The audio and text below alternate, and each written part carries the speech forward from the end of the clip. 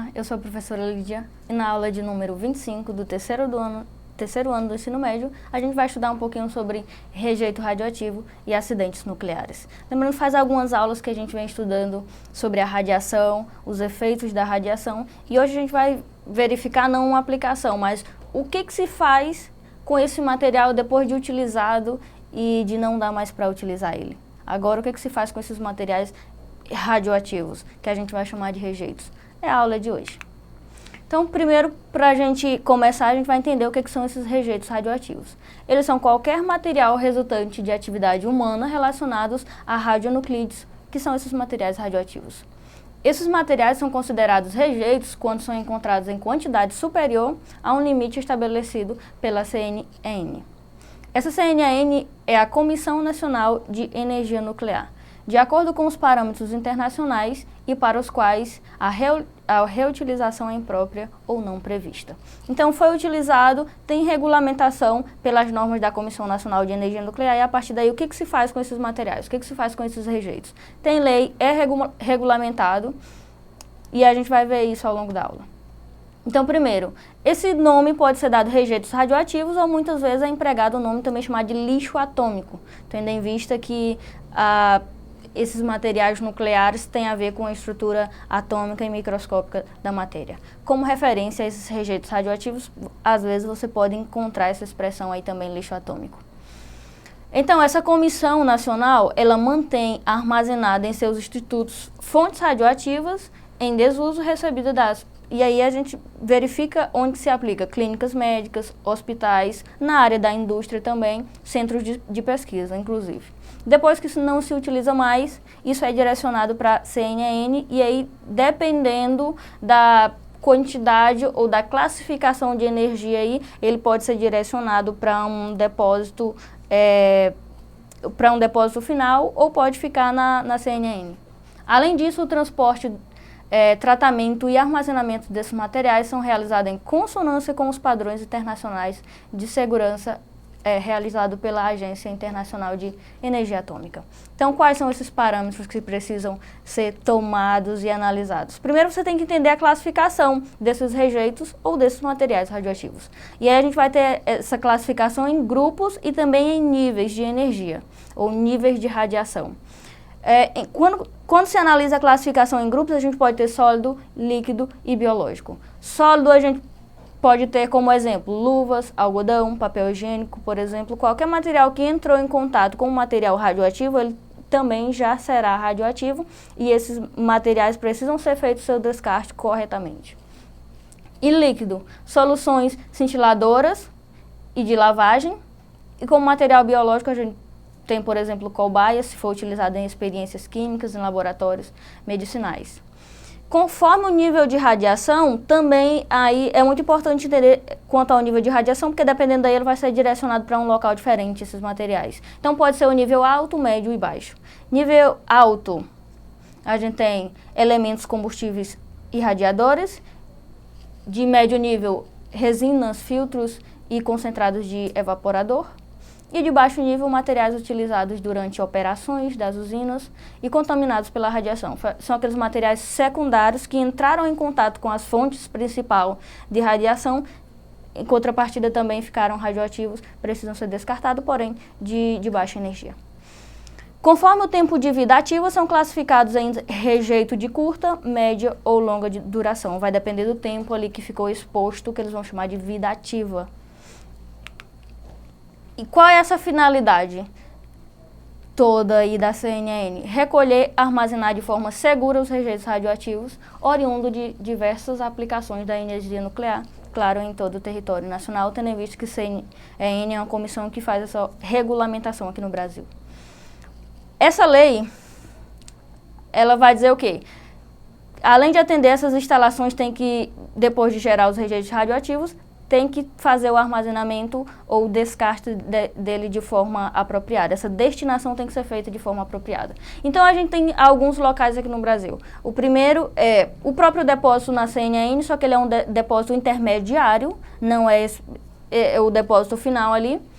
Ele é um depósito intermediário e, dependendo do nível de energia, esse material pode ser transferido para o depósito final que fica em Abadias, Goiás. Então, além disso, a CNN realiza o controle institucional do depósito final, onde estão armazenados definitivamente os rejeitos gerados em decorrência do acidente, lembrando aquele acidente com Césio 137, lá em Goiânia. Então, foi justamente lá na cidade onde ficou o depósito final. Falando um pouquinho mais sobre isso aí, lembrando que como que se deu essa contaminação? Tinha justamente uma máquina de radiologia, que falamos na aula passada sobre as aplicações na medicina, as aplicações da radiação. Então, tinha uma máquina, houve uma transferência da clínica e aí há algumas situações no processo que não foram esclarecidas. Dizem que levaram material e esse material sumiu da nova clínica, outros dizem que ficou. O fato é que estava lá no local onde havia sido abandonado, depois de ser trocada a clínica, e aí uns catadores de lixo acharam e levaram para um ferro velho, houve a desmontagem dela e a partir daí acharam o Césio 137, verificaram que tinha uma substância ou um material fluorescente ali e várias pessoas começaram a entrar em contato. Aqui a gente já tem imagens quanto aos efeitos. Observe que na primeira imagem ali já era para fazer essa medida do nível de radiação.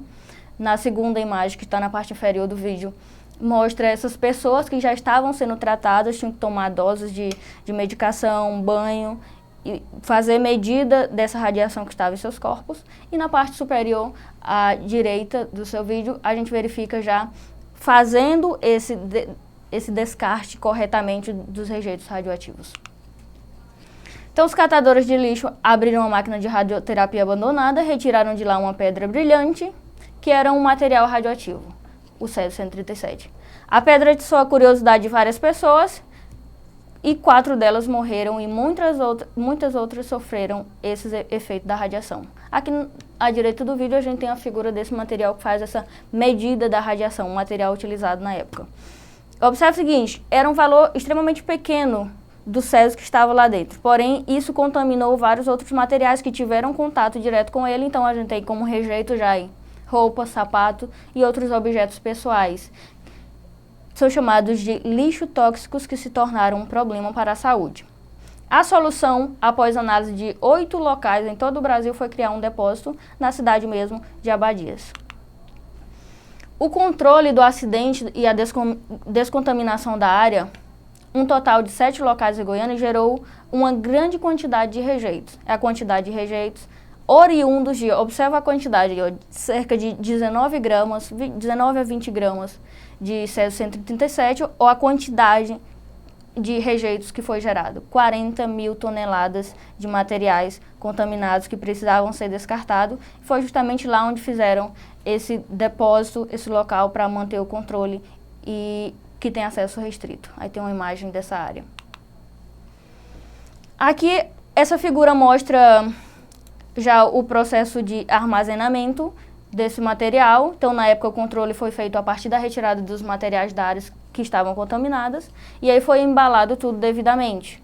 Para armazenar os rejeitos foram usados tambores de 200 litros, caixa de 1 metro quadrado e containers marítimos, devido à grande quantidade de material. Lembrando que esse material, para armazenar, eles passaram por testes para ver se realmente eram eficientes para, digamos, vedar a radiação que estava dentro deles. E realmente garantir a segurança, que é o que de fato importa. Então, esse depósito final para descarte desses rejeitos radioativos fica em Abadias. O depósito da CNN, ele é intermediário, geralmente é direcionado para lá e a partir daí vai para Abadias. E só que em Angra também, como a gente sabe que Angra ela é uma usina nuclear, também tem rejeitos radioativos por funcionar por meio de fissão. Então, também tem o seu próprio depósito e armazenamento corretamente desses rejeitos. Fica em Angra dos Reis. E eu trouxe o exemplo aqui de outros acidentes que ocorreram. Eu foquei nesse primeiro porque é o exemplo que a gente tem aqui no Brasil. Fora outro, a gente tem outros acidentes que ocorreram, como em Fukushima, Chernobyl, e um nos Estados Unidos, aqui em Millisland, em 1979. Então, todos eles foram acidentes, não ocorreram intencional, obviamente. Essa primeira de Fukushima foi vazamento radioativo que foram registrados após o terremoto. e a partir daí começou a vazar material, acabou contaminando a área. No momento do terremoto, 11 usinas localizadas na região entraram em processo de desligamentos. Nesse processo de desligamento, eles começaram a desligar os motores. Só que o que acontece? O processo de desligar os motores, os reatores precisam ser resfriados, porém o processo de fissão ele não é interrompido ainda, ele continua ocorrendo. Em Chernobyl também foi um acidente que ocorreu em um reator, ele superaqueceu e acabou contaminando bastante a área, bem como o último também ocorreu por problemas no reator. Vamos exercitar um pouco. Eu trouxe duas questões, essa primeira é uma questão bem grande, e aí eu vou acabar resumindo ela. O texto acima, ele é um texto popular de Goiânia e está justamente referindo-se a essa situação que a gente falou ao longo da aula, sobre a contaminação através do Césio-137. Então, para que dê tempo vermos as duas questões, eu vou pular o texto, porque foi o conteúdo da aula, e vamos analisar as opções, tá bom? Após a descoberta da contaminação, qual foi a substância a seguir utilizada no tratamento das pessoas doentes, ou as pessoas que estavam contaminadas pelo Césio-137. Opção A, iodeto de sódio. Opção B, hidróxido de alumínio. C, azul de Prússia. D, iodeto de potássio. E E, hidróxido de magnésio. Se você não sabia, aí você vai saber a partir de hoje que o material utilizado para tratar aquelas pessoas, devido aos altos níveis de radiação que estavam em seus corpos, foi o azul de Prússia. E a segunda questão, que é uma questão menor, diz assim: uma das medidas empreendidas pela União Soviética a fim de minimizar os efeitos da explosão do reator 4 da usina nuclear em Chernobyl foi: depois que explodiu o reator, qual foi o procedimento que eles tomaram? Ou qual o procedimento adotado pela União Soviética para minimizar os efeitos após a explosão? Opção A, transportar um material radioativo para outra usina. B, liberar um material radioativo para dentro de um rio próximo à usina. C, construir uma espessa camada de concreto armado chamada de sarcófago em cima da área do reator. E D, demolir os outros reatores para que não houvesse novas explosões. E terminamos com aterrar o material radioativo na Sibéria. Então, as medidas que eles tomaram foi construir uma espessa camada de concreto armado, chamado sarcófago, em cima da área, para delimitar ali esses efeitos da radiação. Essa foi a nossa aula de hoje, tratando-se desses materiais radioativos, o que se pode fazer com ele, vimos um pouco da regulamentação a respeito disso. E aí eu vou pedir que você acesse a plataforma Eduque para ver outras questões sobre o conteúdo e também outras aulas. E eu fico te esperando aqui na próxima. Até mais!